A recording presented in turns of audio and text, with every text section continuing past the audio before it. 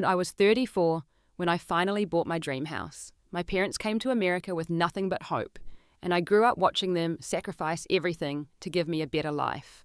That little country house represented all their hard work and my own determination to build something beautiful. I spent months making it perfect, especially the guest room for my in-laws. But when I proudly invited them to visit, they laughed behind my back and called it my farmhouse fantasy.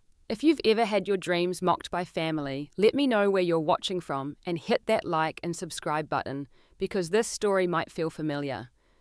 Growing up as the daughter of immigrants wasn't easy. My parents left their home country with just 2 suitcases and $1,000 to their name. They believed in the American dream more than anything, working multiple jobs just to afford our tiny 1-bedroom apartment in the city. I still remember how my father would come home with paint-stained hands from his construction job, while my mother would already be preparing to leave for her night shift at the local hospital cafeteria.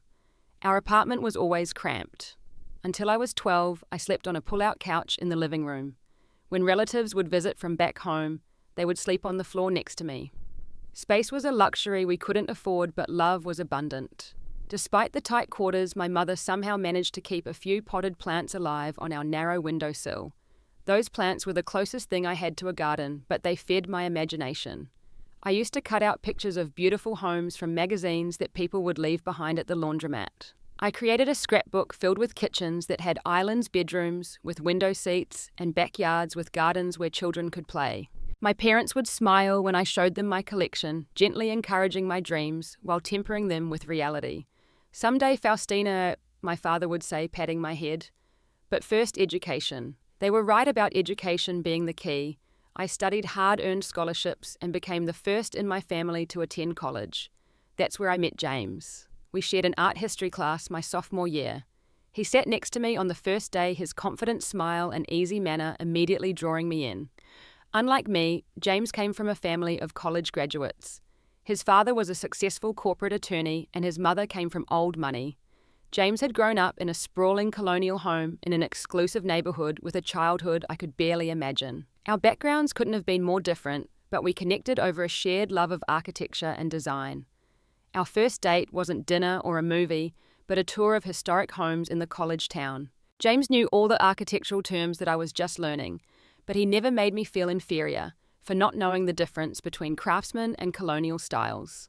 After graduation, James went to work for his father's law firm, while I pursued my passion for interior design, starting as an assistant at a small firm. We got married 3 years later in a modest ceremony that my parents scraped together their savings to afford. James's parents paid for the rehearsal dinner at an upscale restaurant where the bill for one night was more than my parents' monthly rent. That dinner was my first real introduction to the Bradley family dynamics. His mother, Catherine, was polished and perfectly coiffed, wearing pearls that had been in her family for generations. She greeted me with ear kisses and called me dear, in a way that somehow felt less than warm. His father, Richard, was imposing in his tailored suit, asking pointed questions about my career prospects in a field he deemed decorative.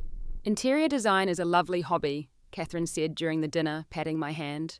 "But surely you'll want something more stable once you and James start a family." I smiled and explained that interior design was a legitimate career that I was passionate about, not just a hobby. James squeezed my hand under the table in silent support, but he didn't contradict his mother. That became our pattern over the next 7 years. We would visit the Bradley estate for holidays and occasional Sunday dinners. Catherine would make subtly dismissive comments about my background or career. Richard would talk about real investments, as if my work contributed nothing of value, and James would remain silent, caught between his wife and his family. Meanwhile, I was building my career, moving from assistant to associate designer, then finally starting my own small design consultancy. Each step was hard-won, each client a victory. James and I lived in a decent apartment in the city, saving diligently for our future home. I kept my scrapbook of dream houses, now updated with more sophisticated tastes, but the same underlying desire for space, light, and a garden to call my own. Every time we visited the Bradleys' home with its manicured lawn and professional landscaping, I would come away with mixed feelings of inspiration and inadequacy. Their home was featured in a local luxury magazine once, and Catherine made sure to give me multiple copies for design ideas. The subtext was clear: this was the standard I should aspire to, even if it seemed impossibly out of reach. But I was determined to create something beautiful on our own terms. something that would make even the Bradleys acknowledge that I belonged in their world. After all, I had married their son. Surely there was a way to bridge the gap between my humble beginnings and their old money expectations. By our 10th anniversary, James and I had saved enough for a substantial down payment. My business was finally stable and James had made partner at the firm. It was time to find our dream home, a place that would be ours alone, reflecting our tastes and values, rather than the perpetual feeling of living in someone else's shadow. I was ready to prove to everyone, especially myself, that the daughter of immigrants could create a home worthy of admiration even from people like the Bradleys. What I didn't realize was how deeply class divisions could run and how painful rejection could be when it came from the people who were supposed to be family. The moment James and I decided to start seriously looking for a house was exhilarating. After years of pinching pennies and growing my design business, we finally had enough saved for a down payment. I spent hours online every night scrolling through listings and saving favorites. Our criteria were simple but specific: character and charm, enough space for future children, and most importantly, a garden where I could finally grow more than just windowsill herbs. Our realtor Nancy was a no-nonsense woman in her 50s who had seen it all in the housing market. After our first meeting, she leveled with us. Your budget is decent, but in this city it won't get you the space and character you're looking for unless you're willing to do some work or look a bit further out. That was fine by me. I had renovation skills and vision, and I wasn't afraid of a fixer-upper. James was more hesitant, preferring something move-in ready, but he trusted my expertise. The first few houses we saw were disappointing. One had the space, but felt like a sterile box with no personality. Another had charm, but was situated on a busy street with no yard to speak of. A third had a beautiful garden, but needed so much structural work that even I was intimidated. 3 months into our search, we were both getting discouraged. We'd made 2 offers that were outbid and walked away from a third when the inspection revealed foundation issues. I was beginning to wonder if my dream would have to remain just that, a dream. Then Nancy called on a Tuesday afternoon. "I have something that just hit the market," she said, an unusual excitement in her voice. "It's a bit further out than you were thinking, 30 minutes from the city, and it needs work. But Faustina, it has everything else on your list and then some." We drove out that evening. The house sat at the end of a winding driveway, partially hidden by mature oak trees. It was a 2-story farmhouse built in the 1930s with a wide front porch that wrapped around one side. The white paint was peeling. The roof would need replacing soon, and the garden was overgrown. But even in that state, I knew immediately. "This is it," I whispered to James as we stood in the driveway. He looked less certain, taking in the sagging gutters and cracked walkway. "It's a lot of work, Faust." "I know, but can't you see it? The bones are perfect." Inside, my designer's eye went into overdrive. The layout was classic and functional, with a central staircase, large windows that flooded the rooms with late afternoon light, and original hardwood floors under the worn carpet. The kitchen was outdated by at least 30 years, and the bathrooms were functional at best. But the house had 4 bedrooms, 2.5 baths, a formal dining room, and a sunroom off the kitchen that made my heart sing. I was already mentally removing walls, refinishing floors, and choosing paint colours as we toured the second floor. The master bedroom had a bay window overlooking the backyard, which stretched back to meet a small wooded area. There was even a detached garage that could be converted into a home office for my design business. Nancy gave us space to discuss waiting on the porch. James was clearly struggling. "It's so far from everything," he said. "From the firm, from our friends, from my parents." I took his hands in mine. "It's 30 minutes, not 3 hours. And think about what we get for that small distance. Space, character, potential. We could never afford this closer to the city. The renovation could take months, maybe even a year, to do everything you're envisioning. We can do it in stages. Make it livable first, then tackle the rest room by room. I can use my design connections to get better prices on materials." He walked through again, more slowly this time, touching the solid wood banister, testing the squeaky 3rd step, looking out windows to gauge the views. "Your parents had to travel much further for their American dream," I reminded him gently. "This is just a small journey for ours." That seemed to reach him. He nodded slowly, then more confidently. "Okay, let's make an offer." Getting approved for the mortgage was another hurdle. Despite our solid savings and good incomes, the bank was concerned about the property's condition. We had to agree to certain immediate repairs and provide detailed renovation plans. Our original budget stretched thin, but we made it work. I took on extra design clients, and James worked weekends to supplement our house fund. Finally, 60 stressful days later, we closed on the house. The previous owners, an elderly couple moving to assisted living, handed us the keys with tears in their eyes. "We raised 3 children here," the wife told me. "This house loves families." That first night in our empty house was surreal. We had only an air mattress, 2 folding chairs, and a cooler of food. The electricity worked, but we discovered the hot water heater was barely functioning. We sat on the porch drinking wine from plastic cups, listening to the unfamiliar sounds of crickets and distant owls instead of city traffic. "What have we done?" James asked, but he was smiling. "We've started our next chapter," I answered, leaning against his shoulder. "Just wait until you see what this place becomes." The next morning, I called Catherine and Richard to share our good news. I was bubbling with excitement as I described the house, already seeing past its current state to its future potential. "It sounds kind of quaint," Catherine said, her voice careful. 30 minutes from the city, you say? That's quite a commute for James." "It's worth it for the space and character," I explained. "And wait until you see the garden once I clear it out. It's perfect for hosting family gatherings." Was her non-committal response. "Well, send us pictures when you're settled." "Better yet, why don't you come see it once we've done some initial work?" I suggested eagerly. "Maybe in a few months." "Of course, dear. We'll have to check our calendar." I hung up feeling deflated but tried to brush it off. They would understand once they saw the place transformed. I would make sure of it. No, the renovation process began immediately. The first month was purely demolition, tearing out the musty carpets, removing the dated kitchen cabinets, and stripping decades of wallpaper from the dining room. James and I spent every weekend covered in dust and paint, falling into bed exhausted but satisfied with our progress. I took a partial leave from my design business to focus on the house, knowing it would pay off in the long run. My years in interior design had prepared me for this moment, and I approached each room with both passion and precision. We tackled the essentials first: the leaky roof, the unreliable plumbing, the outdated electrical system. These unglamorous necessities ate into our budget quickly, leading to our first serious argument about finances. $7,000 for new wiring. James looked horrified at the estimate. That wasn't in our budget. "We can't ignore it, James. It's a fire hazard waiting to happen. Maybe we should have listened to my father and bought a newer house closer to the city. That hurt especially coming after a long day of scraping paint. If you wanted a soulless cookie-cutter house in your parents' neighborhood, you should have said so before we bought this place." He sighed, running a hand through his dust-covered hair. "I'm sorry. I'm just stressed about the money, and the commute is wearing me down." I softened, understanding his concerns. "I know it's hard right now, but this investment will pay off. Trust me."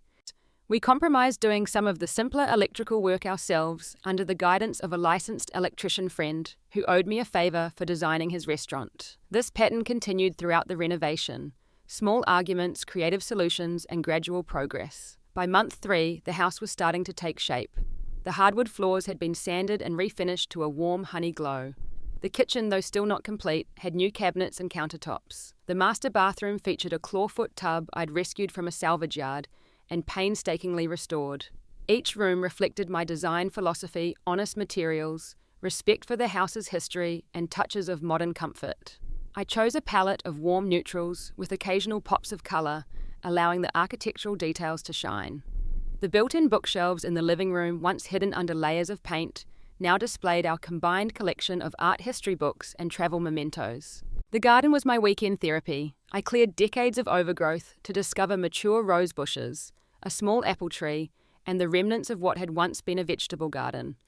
I spent hours researching heritage plants that would have been original to the property, determined to restore its authentic character rather than impose a contemporary design. 6 months into the renovation, I turned my attention to what I secretly considered the most important room in the house. The guest bedroom I was designing specifically with Catherine and Richard in mind. I wanted it to be perfect, a space that even they couldn't find fault with. I chose high-end fixtures and linens that I knew would meet Catherine's standards. The bed frame was a restored antique that resembled one I'd seen in their home. I hung landscape paintings by a local artist whose work had been featured in their country club. The ensuite bathroom featured marble tile that stretched my budget to breaking point, but I couldn't compromise on this room. It had to be perfect. As September turned to October, I began planning for our first holiday season in the new house. Thanksgiving was 2 months away, and I was determined to host the Bradley family in our home. I sent a formal invitation in early October, complete with photos of our progress and a handwritten note expressing how much it would mean to have them christen our dining room. "The house is really coming along," James said encouragingly as we sealed the invitation. "They'll be impressed." "I hope so," I replied, not voicing my deeper worry that nothing I created would ever be good enough for them. Their response came a week later, a text message from Catherine rather than a proper reply to my invitation. "Invitation received. We'll have to see about Thanksgiving. Richard has some potential business commitments." I tried not to read too much into the brevity and lack of enthusiasm. "They're just busy," James assured me. "My dad always has work things around the holidays." Still, I pressed forward with my preparations. I ordered a handcrafted dining table large enough for both our families. I planned a menu that incorporated both traditional American Thanksgiving dishes and a few specialties from my parents' homeland, wanting to represent both sides of our heritage. I called Catherine again in early November, hoping to confirm their attendance. "We're so looking forward to having you for Thanksgiving," I said, trying to keep my voice casual. "I've been working on some special touches I think you'll appreciate." "About that?" Catherine replied, her voice carrying that particular tone she used when delivering uncomfortable news. "Richard and I have been talking, and we think it might be better if you and James came to our house this year as usual. The drive out to your place is quite long, and you know how Richard gets about tradition." My heart sank, but I persisted. "The drive is the same distance either way, and we'd really love to host this year. I've put so much work into making the dining room special." "I'm sure you have, dear. But Richard's gout has been acting up, and the thought of sitting in the car for that long is unappealing. Perhaps another time when you're more settled." I couldn't argue with a health concern, even one that seemed conveniently timed. "Of course, I understand. We'll come to you then." "Wonderful. The usual time, 3 o'clock. After hanging up, I stood in my beautiful dining room, looking at the table that would now seat only my parents and us for Thanksgiving. All my work to create the perfect setting for impressing the Bradleys wasted, but I tried to focus on the positive. We would have many more opportunities to host them. "We'll invite them for Christmas instead," I told James that evening. "The house will be even more complete by then. They can stay overnight in the guest room I designed for them." James looked uncomfortable. "Christmas might be difficult too. You know how my mother is about hosting Christmas at their house. But we don't even have to replace their Christmas. We could do Christmas Eve here, then go to their place for Christmas Day."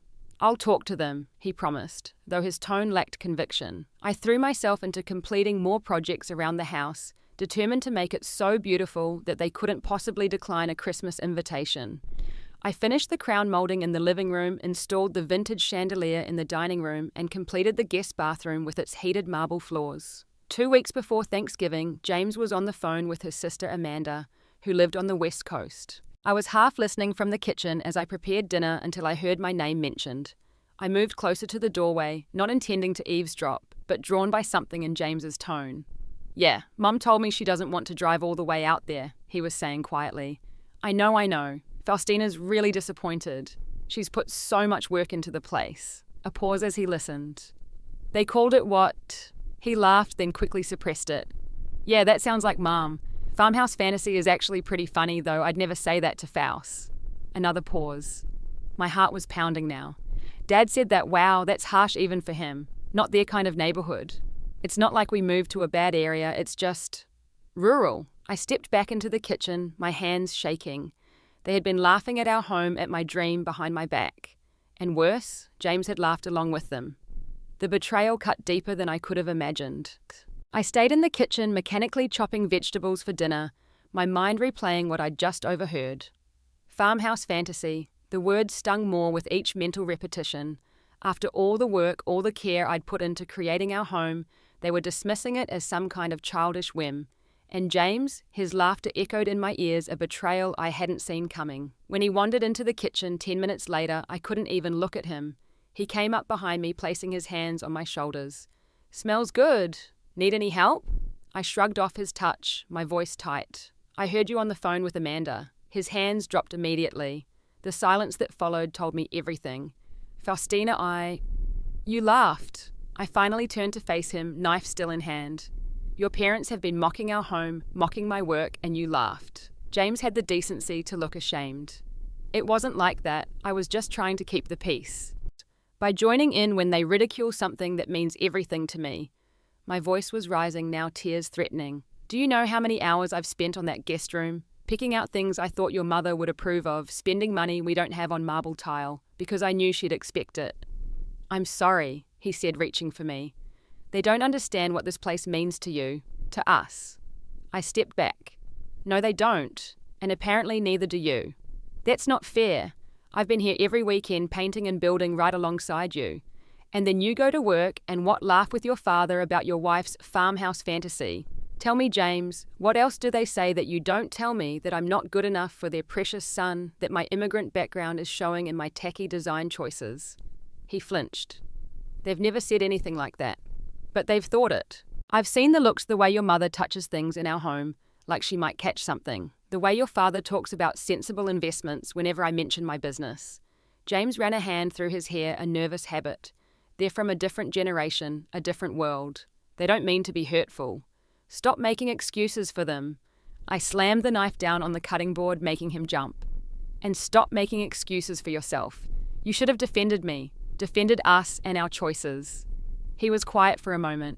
You're right, I should have. So why didn't you? He looked away. I don't know, it's complicated with them. I've never been good at standing up to my parents. I wiped away angry tears.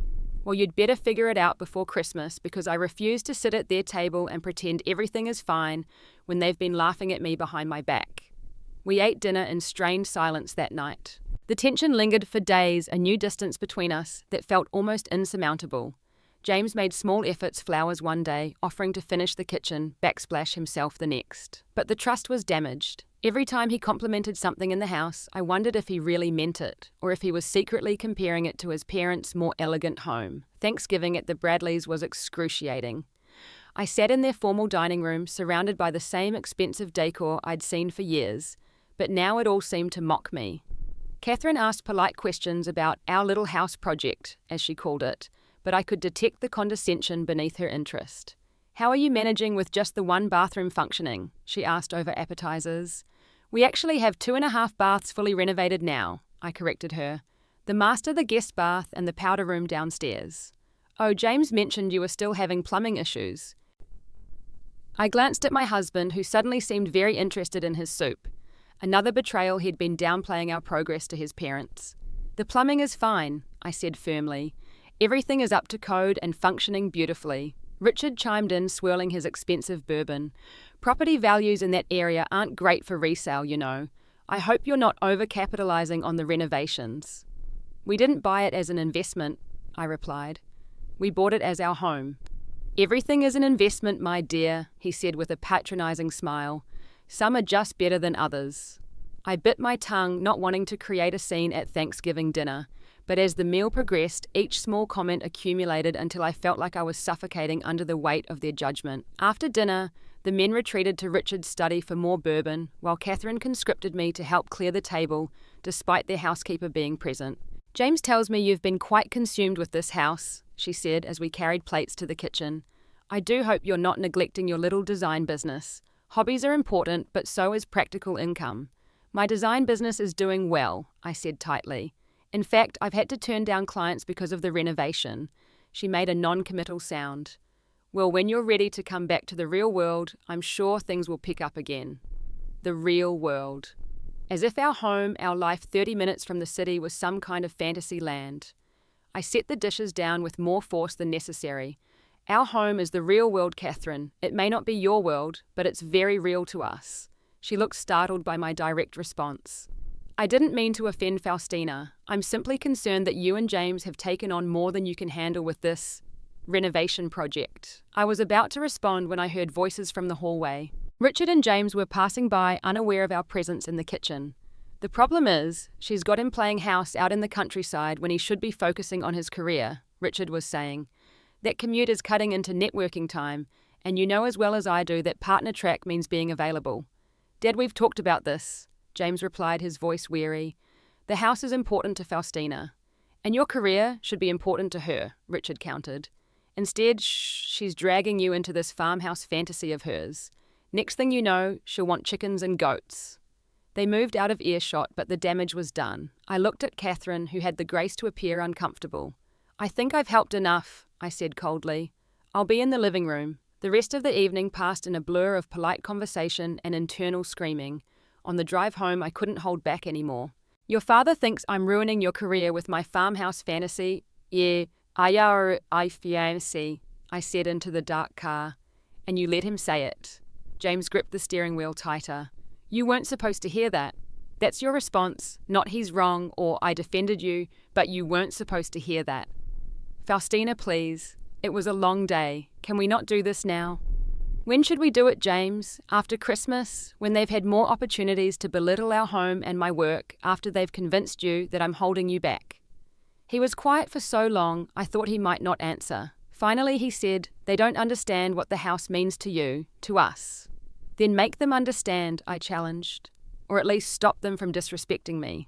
"I'll talk to them," he promised, but his words sounded hollow. The Christmas invitation came 2 weeks later, a formal card requesting our presence at the Bradley estate for Christmas Eve dinner and Christmas Day brunch. No mention of a reciprocal visit to our home.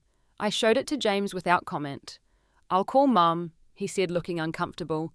"We can suggest having them over for New Year's instead." "Don't bother," I replied. "They've made it clear they have no interest in seeing our farmhouse fantasy." James tried to salvage the situation, calling his mother and apparently having a serious talk about visiting our home. The result was a strained agreement that they would come for an overnight stay between Christmas and New Year's. I should have been thrilled, but instead I felt only dread and resentment. They would be coming out of obligation, not interest, and I knew they would find fault with everything I'd created. Still, I prepared for their visit as if my life depended on it. I finished every incomplete project, decorated the house with tasteful holiday touches, and planned meals that would showcase our home at its best. The guest room was aired and prepared with expensive linens and the amenities of a luxury hotel. But first we had to survive Christmas at the Bradley estate. We arrived on Christmas Eve with carefully selected gifts and my best attempt at a positive attitude.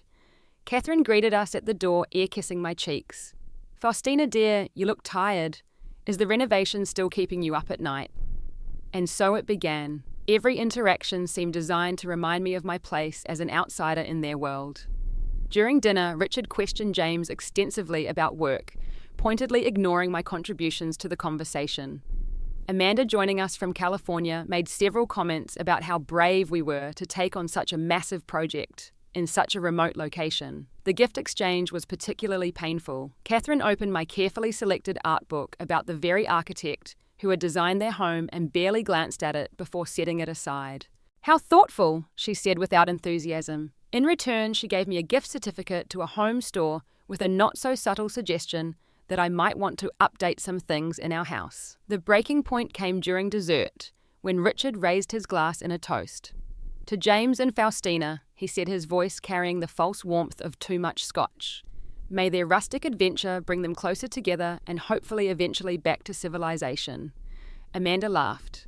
Catherine smiled tightly. James looked at his plate. Something snapped inside me. I set down my fork with deliberate calm. "You know," I said, my voice steady despite my racing heart. "I've spent the last year trying to create a home that would impress you. I designed a guest room specifically with your tastes in mind. I bought marble tile I couldn't afford because I thought it would meet your standards.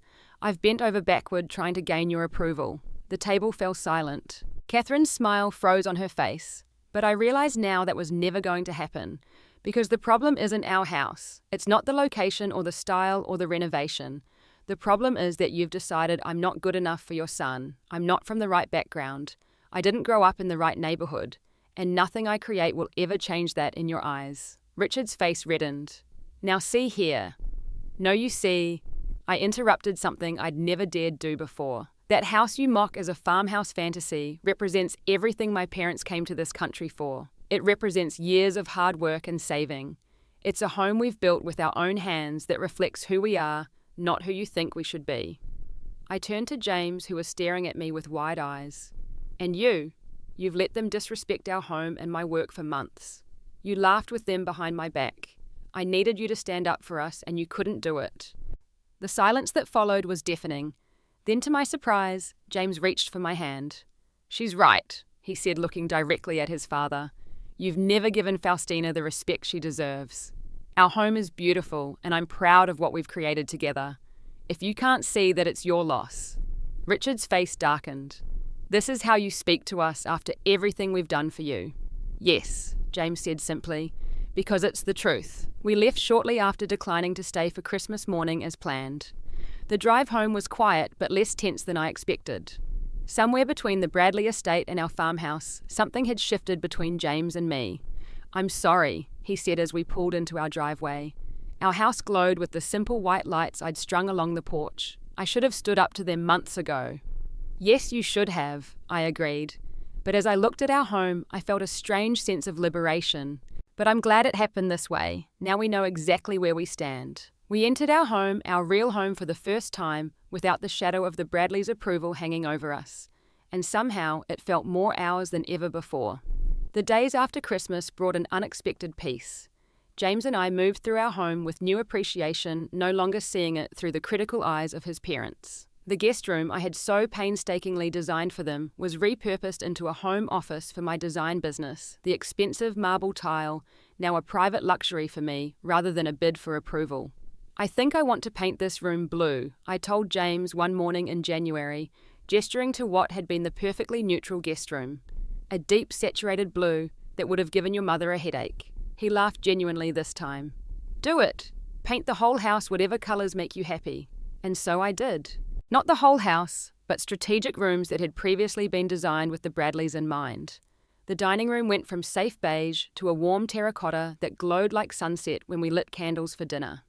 The living room bookcases were backed with vibrant wallpaper that showcased our books and travel souvenirs. Every change felt like reclaiming a piece of our home for ourselves. James changed too. The confrontation at Christmas seemed to have broken something loose in him. He started leaving work earlier to beat the commute, arriving home with energy to help with projects or just sit on the porch with a glass of wine. He called his parents less frequently and stopped reporting our renovation progress to them altogether. "They'll see it when they see it," he said, when I asked if he'd told them about our latest improvements. If they ever decide to visit. I made a New Year's resolution to stop seeking the Bradleys' approval. Instead, I refocused my energy on what had always been my passion, the house itself and my design career. The home office became my sanctuary where I sketched designs, met with clients via video calls, and slowly rebuilt the business I had neglected during the renovation. My first post-renovation client was a couple who had been referred by a former client. They were hesitant during our initial consultation, unsure if my style would match their vision. "Why don't you come see my home?" I suggested. "It's the best example of my work and it might help you decide if we're a good fit." They arrived on a Saturday afternoon when the winter light was streaming through our newly restored windows. I watched their faces as they stepped into the foyer, taking in the harmonious blend of original architecture and contemporary comfort. "This is exactly what we've been trying to describe to designers," the wife said, running her hand along the restored banister. "It feels authentic but not old-fashioned, historic but not stuffy." They hired me on the spot, the first of several clients who would be convinced by seeing my own home. Word spread, and soon I had a waiting list of people seeking what I had. Created a home with character and soul, respecting the past while embracing the present. As my client list grew, I created an Instagram account to showcase my work, starting with before and after pictures of our own renovation. I expected it to be a simple portfolio for potential clients, but something unexpected happened. The account gained followers quickly, people drawn to the authentic transformation of our farmhouse fantasy into a real home. A post about how we had restored the original hardwood floors went viral in design circles, drawing attention from other designers and home renovation enthusiasts. A series of photos documenting the kitchen transformation from dated disaster to functional beauty was featured on a popular design blog. Comments poured in praising the thoughtful choices and honest approach to renovation. "Your home feels like a real place where real people live," one commenter wrote. "Not a showroom or a magazine spread. I can imagine being happy there." That comment struck me deeply. It was exactly what I had wanted to create, a real home, not a showcase. The irony that strangers on the internet understood this better than my own in-laws was not lost on me. 4 months after Christmas, I received an email that changed everything. Lisa Chen, an editor from Home and Heritage magazine, had been following my Instagram account and wanted to feature our house in their thoughtful renovations issue. Your approach to honouring the home's history while creating a contemporary living space is exactly what our readers are looking for, she wrote. Would you be open to a photo shoot and interview? I read the email to James that evening, barely containing my excitement. This was a respected national magazine known for featuring only the most thoughtful and authentic home renovations. You have to say yes, James said immediately. Your work deserves to be recognised. The photo shoot was scheduled for early May, when the garden would be beginning to bloom. I spent weeks preparing, not by staging the house to look perfect, but by ensuring it looked real, a lived-in, loved home, rather than a designer showpiece. The photographer and writer spent 2 days with us, capturing every room and the stories behind our renovation choices. What inspired the colour in the dining room? The writer asked, noting the rich terracotta walls. I laughed. Freedom. The freedom to choose colours that make me happy rather than trying to please others. The feature was scheduled to appear in the July issue. I received an advanced copy in June and sat on the porch with James to look through it together. 6 glossy pages were dedicated to our home with beautiful photographs and a thoughtful article that captured the spirit of what we had created. The title of the feature caught my eye, Authentic by Design, a farmhouse reclaimed with love and purpose. They used the word farmhouse, I said quietly to James, but not as an insult. He squeezed my hand. Because it's not an insult. It's what we created, and it's beautiful. The magazine hit newsstands the first week of July. 3 days later, I received a text from Catherine, the first direct communication since Christmas. Just saw your house in Home and Heritage at my hair salon. It looks different than I imagined. Quite lovely, actually. Is that offer to visit still open? I showed the text to James, unsure how to respond. Part of me wanted to ignore it or send back a coldly polite rejection. But another part recognized this as potentially the first crack in the wall between us. What do you think? I asked him. It's your parents. He considered for a moment. I think we should invite them, but on our terms, not bending over backward to please them. Just us as we are, take it or leave it. I nodded, then typed a response. Thank you. Yes, you're welcome to visit, but only if you're genuinely interested in seeing our home, not critiquing it. Let me know what weekend works for you. Catherine's response came quickly. How about this weekend? Just me, Richard, has a golf tournament. And so it happened that my mother-in-law arrived at our farmhouse fantasy on a perfect July morning without her husband's intimidating presence. I greeted her at the door without the nervous anticipation I would have felt a year earlier. Welcome to our home, I said simply. She stepped inside and I watched as she took in the foyer with its restored staircase and the glimpse of the living room beyond. Her expression was difficult to read, but I detected surprise. It's not what I expected, she admitted as I led her through to the kitchen. The magazine photos were lovely, but they don't capture how it feels to be here. And how does it feel? I asked, genuinely curious. She paused, looking out through the kitchen windows to the garden beyond, where the raised beds I had built were flourishing with vegetables and herbs. Peaceful, she said finally. It feels peaceful. I showed her around without commentary, allowing her to experience the house without my anxious explanations. We ended the tour in what had been intended as her guest room, now my thriving home office, with its deep blue walls and creative inspiration board. Your business seems to be doing well, she noted, looking at the client files neatly arranged on my desk. It is, I confirmed. The magazine feature brought in several new clients. I'm booked solid for the next 6 months. That's impressive, she said, and for once there was no condescension in her tone. We had lunch on the porch, the conversation still careful, but less strained than it had been in years. As we finished our meal, Catherine set down her napkin with deliberate precision. I owe you an apology, Faustina. She said the words clearly difficult for her. I've been unfair in my judgment of your choices. This home, it's beautiful in a way I didn't understand. I didn't rush to assure her it was fine because it hadn't been. Thank you for saying that, I said instead. It means a lot to hear you acknowledge it. Richard and I, she hesitated. We come from a world where success looks a certain way, lives in certain neighbourhoods. We wanted that for James and by extension for you. I understand that, I said, but this is our vision of success. Creating something authentic that reflects who we are. She nodded slowly.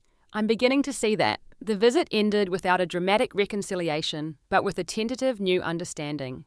Catherine left with a copy of the magazine I had set aside for her, promising to show it to Richard.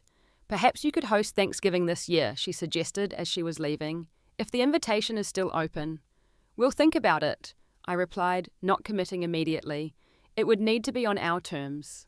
She accepted this with a nod, and I realized it was perhaps the first time I had set a boundary with my mother-in-law that she had respected. Later that evening, James and I sat on the porch swing, watching fireflies emerge in the garden twilight. "Do you think they're really changing?" he asked. "Or just saving face now that the house has been validated by a national magazine?" "A bit of both, probably," I said honestly, "but I don't think it matters anymore. I'm not looking for their approval the way I used to be." He pulled me closer. "I'm sorry it took me so long to stand up to them, to stand with you." "You got there eventually," I said, resting my head on his shoulder. "That's what matters." We sat in comfortable silence, the porch swing creaking gently, our home solid and real behind us. The farmhouse fantasy had become something better than I had initially imagined, not a showcase to impress others, but a true reflection of ourselves and our values. A place where we could grow and change, make mistakes, and learn from them. The magazine feature was gratifying, and the shift in the Bradleys' attitude was a welcome surprise. But the real victory was internal. I had stopped measuring my worth by their standards and learnt to trust my own vision.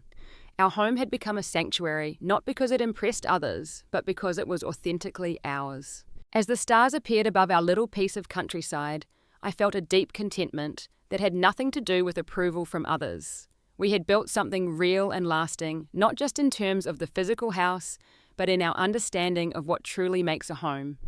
It's been 3 years since that confrontation at Christmas dinner.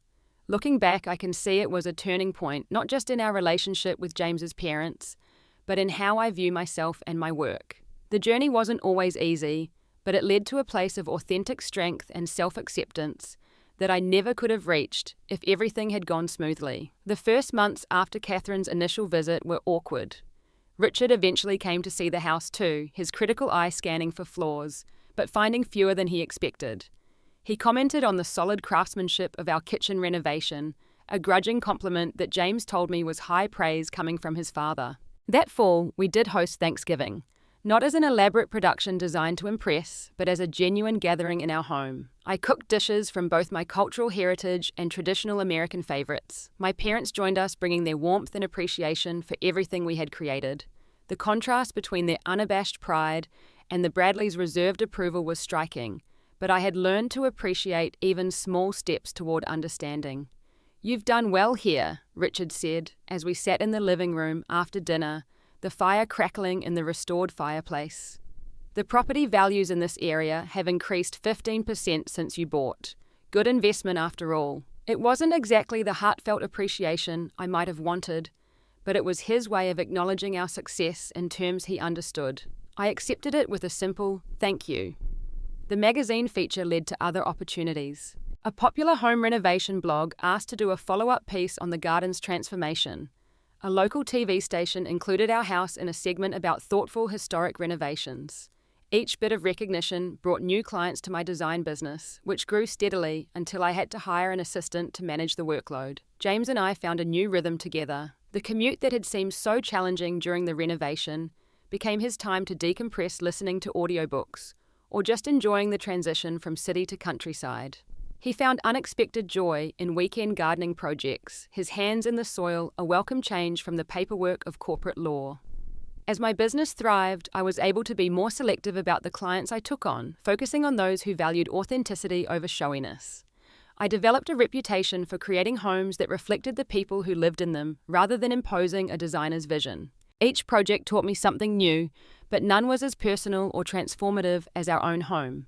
We've continued to make changes and improvements, but now they're driven solely by what we want and need, not by any desire to impress others. The blue office walls eventually gave way to a warm green when my taste evolved.